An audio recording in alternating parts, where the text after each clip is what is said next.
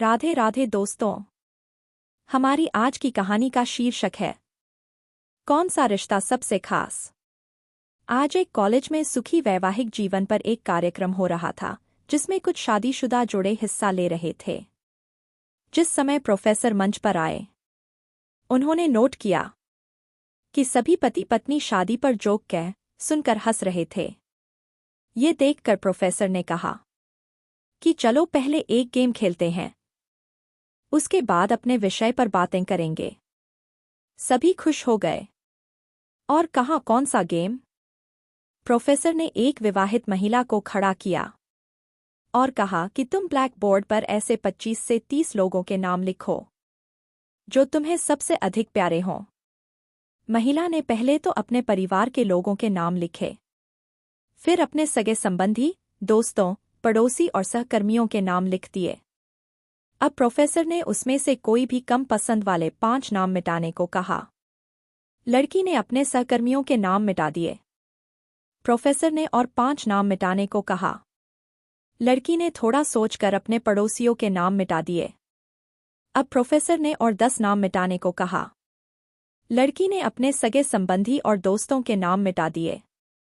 अब बोर्ड पर सिर्फ 4 नाम बचे थे जो उसके मम्मी पापा, पति और बच्चे का नाम था। अब प्रोफेसर ने कहा इसमें से और 2 नाम मिटा दो। लड़की असमंजस में पड़ गई। बहुत सोचने के बाद बहुत दुखी होते हुए उसने अपने मम्मी पापा का नाम मिटा दिया। सभी लोग स्तब्ध और शांत थे क्योंकि वो जानते थे कि ये गेम सिर्फ वो लड़की ही नहीं खेल रही थी, उनके दिमाग में भी यही सब चल रहा था। अब सिर्फ 2 ही नाम बचे थे, पति और बेटे का। प्रोफेसर ने कहा और एक नाम मिटा दो। लड़की अब सहमी सी रह गई। बहुत सोचने के बाद रोते हुए अपने बेटे का नाम काट दिया।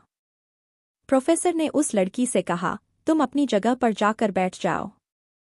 प्रोफेसर ने सभी की तरफ गौर से देखा और पूछा क्या कोई बता सकता है कि ऐसा क्यों हुआ कि सिर्फ पति का ही नाम बोर्ड पर रह गया। कोई जवाब नहीं दे पाया।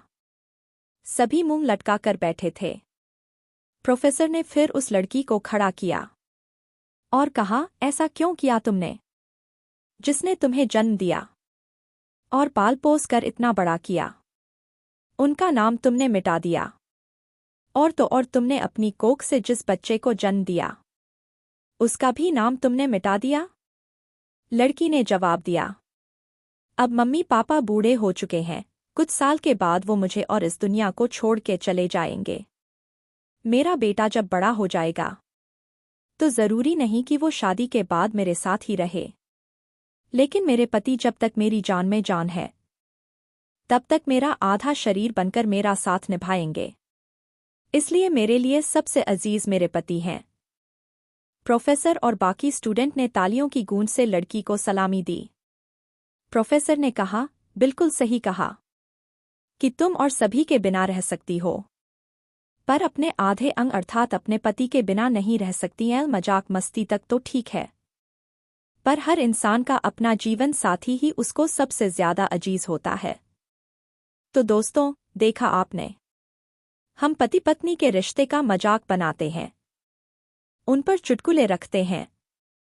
कभी कोई पत्नी का मजाक बनाता है तो कभी कोई पति का, लेकिन हम यह नहीं सोचते कि यह हमारे जीवन का सबसे अहम रिश्ता है जिसके बिना हम रहने की सोच भी नहीं सकते।